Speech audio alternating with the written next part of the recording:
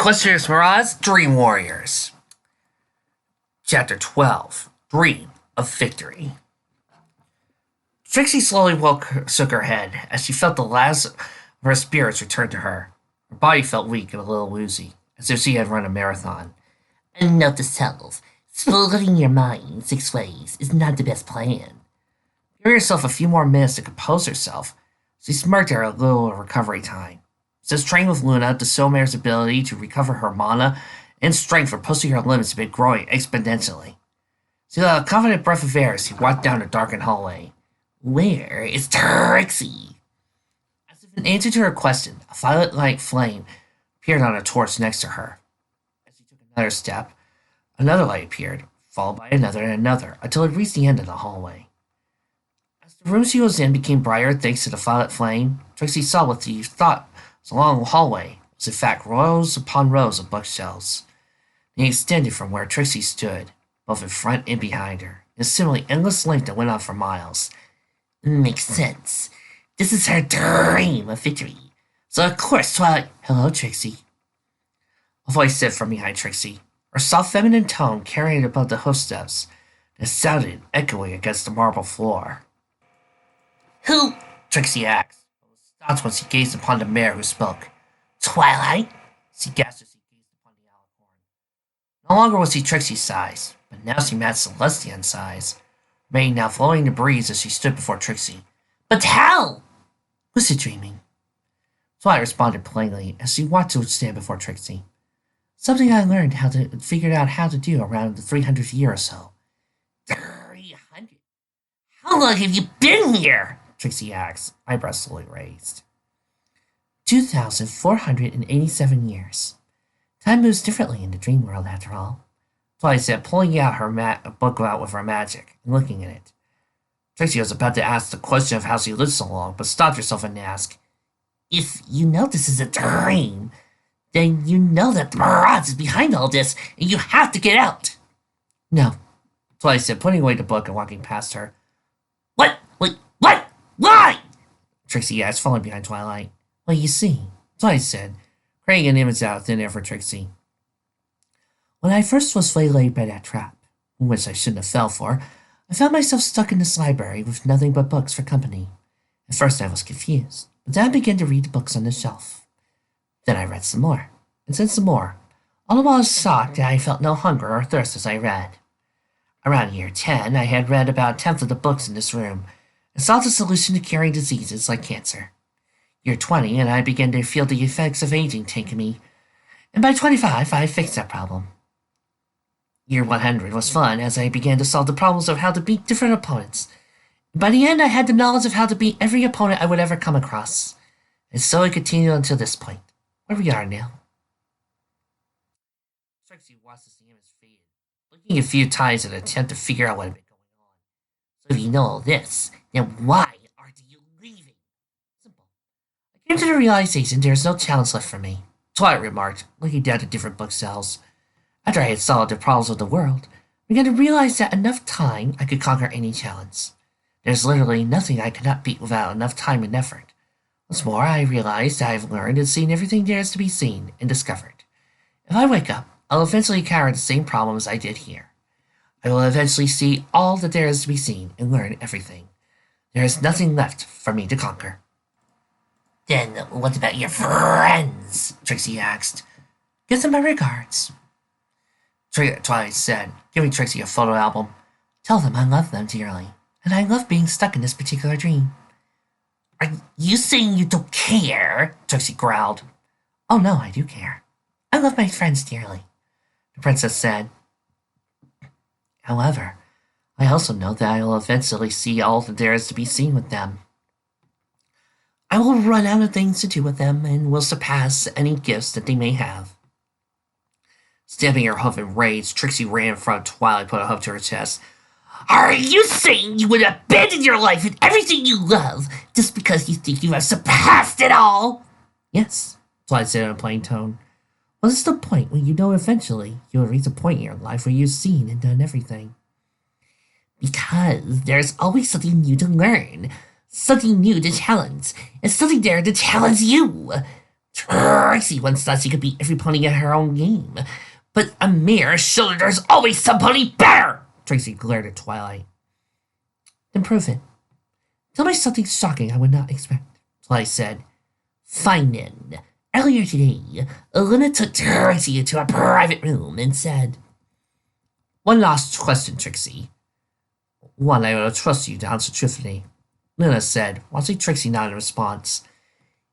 If I were to give you the same opportunity that my sister had given Twilight not too long ago, would you take it?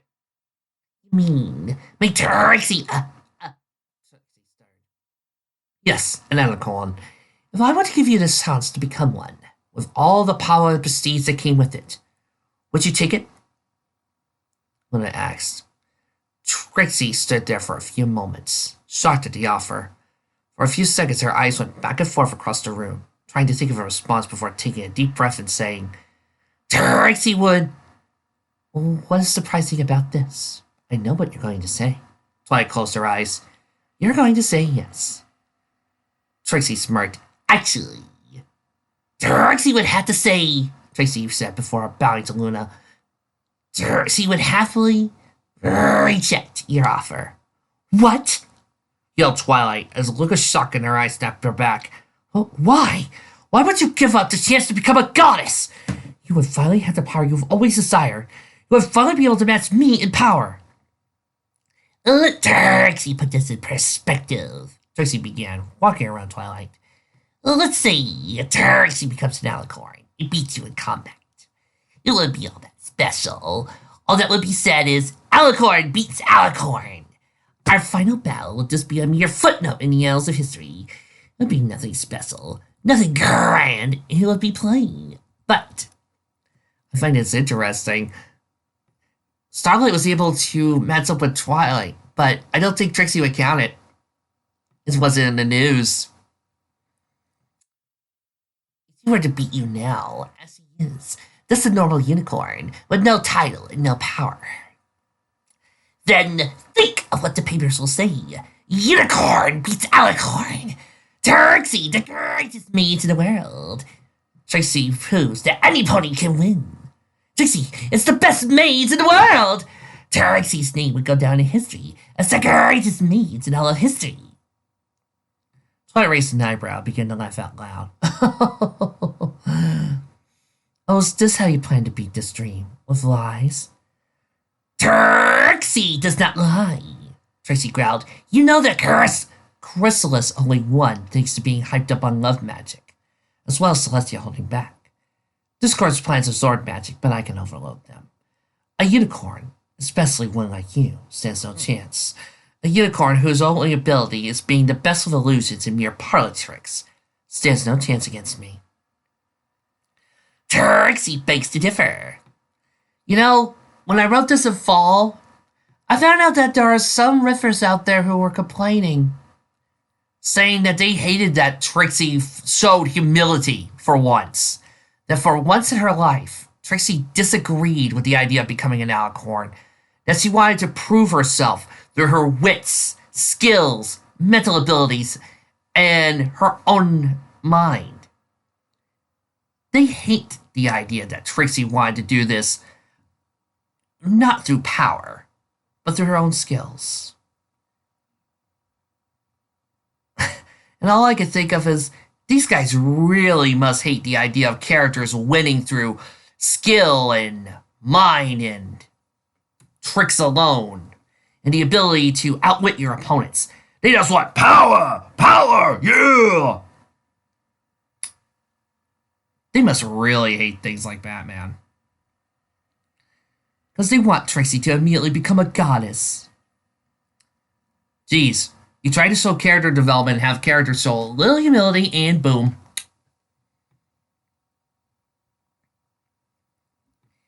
Trixie begs to differ, Trixie said, running her hoof through her mane. She knows how to beat you. Really? Twilight asked, giving a look of disbelief. Then prove it. She looked at the mare with narrow eyes. Fine, Trixie said, pointing a hoof at the alicorn. She challenges you to a magical duel, here and now. If Trixie wins, then you have to admit there'll always be a new challenge for you to conquer. and that there's always someone out there to beat. They will eventually be something for you to learn. Fine, Twilight said, looking down at Trixie. And if I win? Then Trixie will renounce her magic, Trixie said plainly.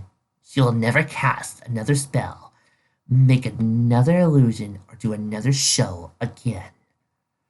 What? Cried Trixie's friends from the ether. You can't! You love performing! You can't give up your magic like that! Shouted Lyra. Please, Trixie, don't do this! I'll take back everything I've ever said! Carrot Top shied. You can't get rid of an important part of yourself, Octavia said. It's like killing you!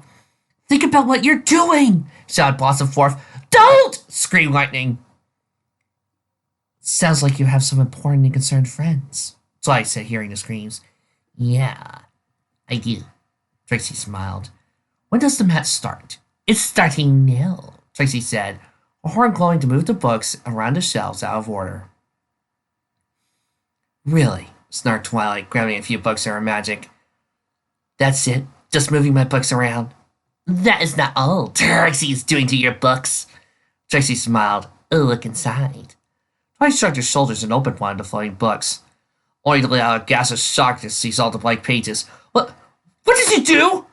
Some of the books that Trixie's moving around, she is erasing the words from their tomes. Trixie chuckled slightly as she began to move more and more of the books. Oh, and one more thing. What? Twilight asked, frantically grabbing the books she could, trying to reorganize them. Could you help schedule some appointments with your friends? Trixie asked, blinking her eyes frantically. Sure. What some of them want? Twilight asked, getting a pen and paper out. Well, Rainbow Dash wants to show off her newest stunt. Rarity has a show in Manhattan. Fluttershy wants to check up on Owlicious. Pinkie Pie has a party plan. Applejack wants some help with a barn. Spikes wants to perform a comic book run. Lyra wants some music lessons, says he's going to need help playing. Raindrops has some problems with her brother Desi wants you to help with. Tierly wants you to be a guest. Carrot Top has some magical problem with her mom's house. Ditsy has some magical lessons with her daughter. Blossom Flirt and Octavia want to start a band. Orange Sherbert is having money issues. AK Yearling is missing a book. Lightning Dust needs medical help. And Twilight began to write everything down as she looked over the list. Slow down! I need time to schedule every pony. I can't do them all! Wait, I have an idea. And with that, she ignited her horn and produced 3 of her. There. Now you two handle the books. I'll handle the scheduling. Oh, that is not all. Trixie smiled as he walked away from her illusionary clone that kept adding pony after pony that wanted some of Twilight's time. Trixie wants you to try to solve some of her illusions. Creating a new clone, Twilight watched as Trixie produced a pack of cards. You use your horn. There is no chop. Whatever Twilight was about to say, she was interrupted by Trixie making the cards fly from her hoof, turning into birds, her horn glowing not once. Trixie never uses her horn for her stage magic. Ever. See? The Azure Man began, creating for stage from nothing. A giant neon sign that said, "The Great and Powerful Trixie." Trixie doesn't think you know who you're messing with. Maybe you need a reminder and allow her. With a flick of her hoof, spotlights turned on her, and the stage flashed in a brilliant glow of light. To remind you! An upbeat, jovial tune began to play as Trixie smiled. I'm Trixie, welcome to the show. Got magic tricks, so here we go. At the word go, Trixie began to douse herself in flames and walked to an ice cream stand and began to eat it. As Twilight tried to figure out how Trixie did, she began to hear the crackling of flames right behind her. Letting out a gasp, she saw some of her books on fire. We're gonna have some fun, so hold on to your hats. Do. With that, Trixie began to adjust her hat before throwing some onto Twilight. Angered, the alicorn began to respond to Trixie's song with her own voice. I don't care who you think you are. Just give up and leave me alone. You claim you will succeed. Don't make me laugh. Trixie rolled her eyes at Twilight's insult, instead choosing to create 3 new lessons for Twilight to try and solve. Then she created a new clone of her, that walked next to the alicorn princess and smirked. I am something more. At that, she threw a lightning bolt Twilight's way. It's followed by a select other spells. Twilight shrugged each blast away and began to respond in kind. I've seen it before. Trixie strutted as she responded in her usual upbeat tone. It's much more special. Twilight let out a shudder as she felt Trixie run her hoof to her chin and flew up, only to meet Trixie in a floating balloon. Growling, she shoved Trixie aside, singing back, "I'd rather be dead." Trixie floated. She smiled at Twilight, creating a chalkboard and a table from thin air. They returned to the song in kind, in an almost bragging tone. It might be the same act. Be patient, you'll see. You can call this fake, but this is real magic. Real magic. Trixie walked to the chalkboard and began to write down a series of complicated math, magical, and science equations. In her host sat Complicated Equations for Great and Powerful Students by Beatrix Luamoon. Trixie smirked at Twilight as she calmly began to set up a chess game with her rival. As Trixie began to create more tasks for her to perform or to beat, Twilight looked around her library at all the clones of both her and Trixie that littered the place. It seemed like the library was covered with Trixies, each one performing a task that was becoming harder and harder for her to beat. Her mane became frazzled as he heard Trixie start to sing in her usual jovial tone. Look as I make the library levitate. Turn your mane into a snake. Twilight let out a scream as she began to try to get her mane back to normal while trying to dispel Trixie's magic. And of course your enemies appearing from a hat. From behind the real Twilight, Trixie appeared with a giant hat, tapping it with a magical wand. A bright light flashed, and out from it, Nightmare Moon, Trixie, Discord, Chrysalis, Nightmare's Bearers of Harmony, Sombra, Sunset Shimmer, T-Rex from Days Gone By, 3 women who Twilight had never met before but had magical jewels on their necks, a pink unicorn with a blue mane, Mirage, Titan, Red-Eye, Checker Monarch, a killer angel bunny, an evil Chaos, and the World Snake came with a look of murderous intent. All of them growled. Twilight got into a fighting stance to charge, only discovered that some of them were fake, while others were all too real. Without missing a beat, Trixie landed back onto the ground with cards in her host as she continued to sing. Got magic cards and so much more. With a flash of magic, Trixie created a human version of herself with Twilight's friends and a red and yellow-haired girl standing there in rock and roll outfits. Remember, folks, this story is set before Rainbow Rocks. I wrote this after Rainbow Rocks, but this story is set before then. With the Rainbow's era back, the human Trixie began to sing her own song that didn't interrupt Trixie's current one. This shocked Twilight as she began to try and create her own band to fight Trixies in a battle of bands. From out behind the stage, another Trixie clone appeared and lit up her horn, singing in a sultry tone. I will even create some fireworks for you to watch and enjoy. At that, a group of fireworks launched all around the area, blinding and distracting some of the Twilights while taking out the others, causing Twilight to try to replace them again. Watching around her and all the chaos and madness that this little duel was causing her, Twilight's mate became more and more afraid. Her eye twitching, she lay down and began to beat the ground, singing, I don't care about this. This is just the same thing. Everything here is stuff I've seen before. Trixie appeared before Twilight as she began to beat the ground, a small chuckle in her throat, a smirk on her lips as she sung her upbeat song again, even adding a skip as her horn glowed one more time. It is the same again, but this is special. You see, you can call it fake, but this is real magic! Trixie created a clone that began to go on a long rant to Twilight that the unicorn had tried to argue with. Another clone began to write down a speech that she had to edit. All the while, Trixie began to walk away with a cunning grin on her face. Real magic! Twilight growled and charged at Trixie with her horn, only to watch this Somare vanish from sight, appearing on top of the shelf. When her clone chased after Trixie, Twilight turned to a Trixie that was standing still, drinking a bottle of bourbon with some peanut butter crackers and a bowl of chocolate chili sauce. Angrily, she pointed at the sitting Trixie, singing, Why do you still want to succeed? I keep trying to tell you that this act is old. You are failing at winning. Trixie shrugged her shoulders and took a slow sip of her drink before biting down on the cracker. I heard of what Yola said, but I don't think I should be mad. The important thing is to enjoy what you do. Twilight took a step back as the weight of the clones, the task, and trying to win were all beginning to weigh down on her as she began to shake her head. I am not failing, Trixie chuckled. You are getting tired. Twilight shook her head again, Mouthing out the word no, she began to sit down on her haunches. I say this is impossible. Trixie simply smirked as she began to make another of her clones ignite their horns in a brilliant glow. And I am still performing. Smile, trembling, made a mess, breathing hard. Twilight held her rose in defeat. I give up at this point. Smile crept onto Trixie's face as he looked at the beaten mare.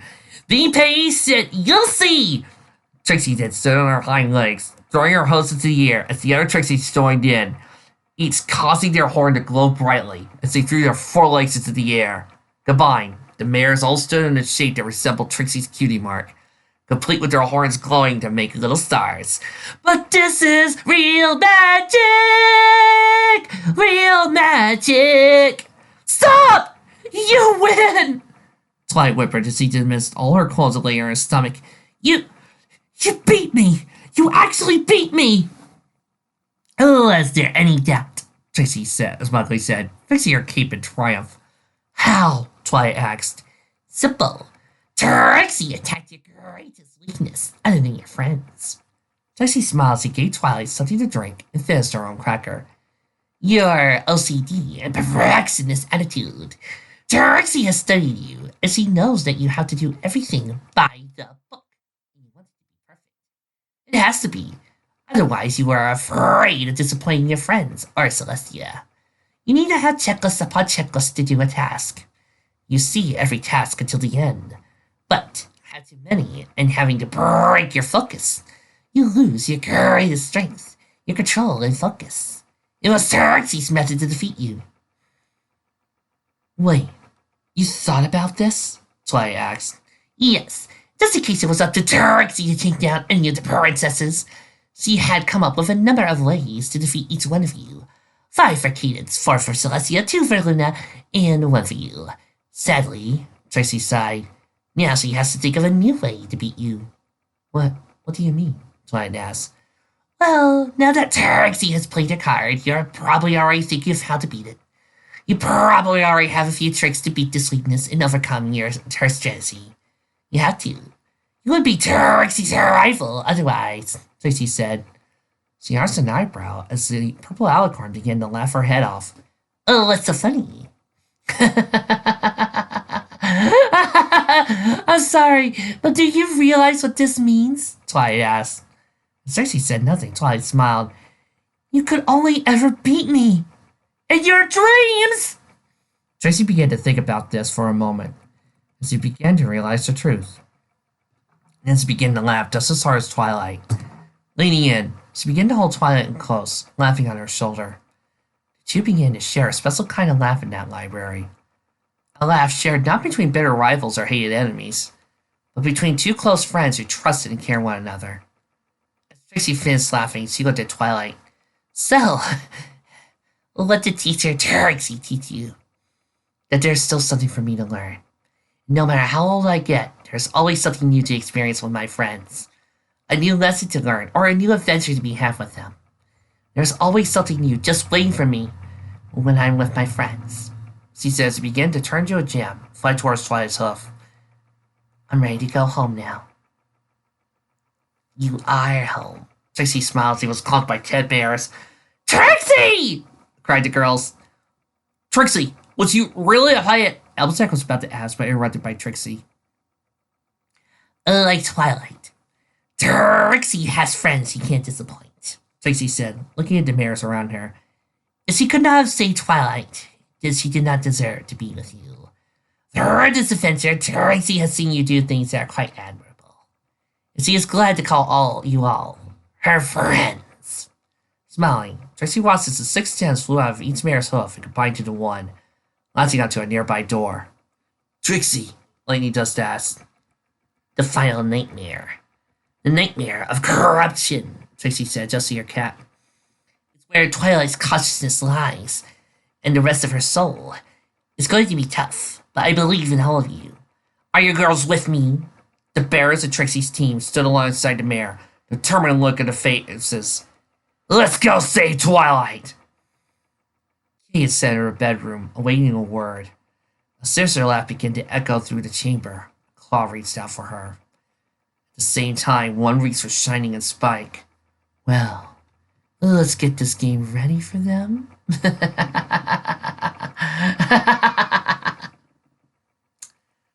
I really love Trixie's little song here. You know, between this and the Emerald Shayna fight, I seem to have this weird thing for Trixie beating her opponents to her image songs. I just love doing that. It just seems to be a wonderful Trixie thing to do. This is probably Trixie's best win, by the way.